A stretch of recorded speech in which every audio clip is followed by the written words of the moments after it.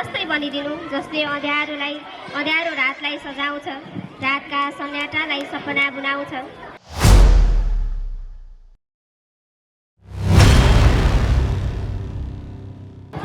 धन्यवाद कार्यक्रम सञ्चालिकाज्यू। आज मिति 2081 साल 12 महिना 1 गतेका दिन यस गुरुबागट युनाइटेड पब्लिक सेकेन्डरी बोर्डिङ स्कुलका द्वारा आयोजित फेयरवेल प्रोग्राममा हामी आफ्नो तर्फबाट एउटा छोटो र मिठो गजल लिएर आएका छौँ, जसको शीर्षक रहेको छ साथी। सबैजनाले ध्यान दिएर सुनिदिनु होला। साथी तिमी त्यो जुन जस्तै बनिदिनु जसले अँध्यारो रातलाई सजाउँछ, रातका सन्याटालाई सपना बुनाउँछ।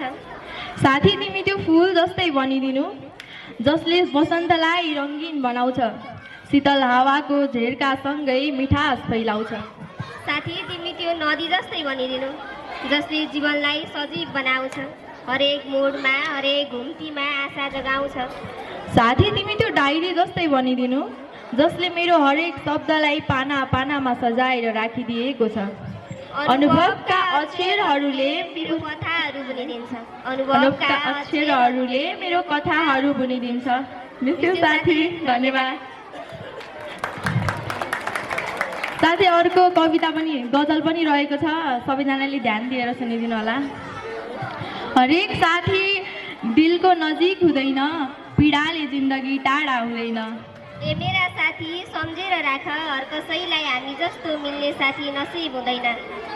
साथी भन्दा किम्ती चिज कुनै जागिर हुँदैन, साथी भन्दा सुन्दर कुनै तस्बिर हुँदैन। साथी यस्तै एउटा कच्चा धागो हो, तर यो धागो भन्दा बलियो कुनै जन्जिर हुँदैन।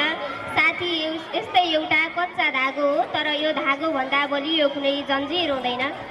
हरेक साथी दिलको नजिक हुँदैन, पीडाले जिन्दगी टाढा हुँदैन। ए मेरा साथी सम्झी राख, हर कसैलाई हामी जस्तो मिल्ने साथी नसिब हुँदैन। हर कसैलाई हामी जस्तो मिल्ने साथी नसिब हुँदैन। धन्यवाद। धन्यवाद।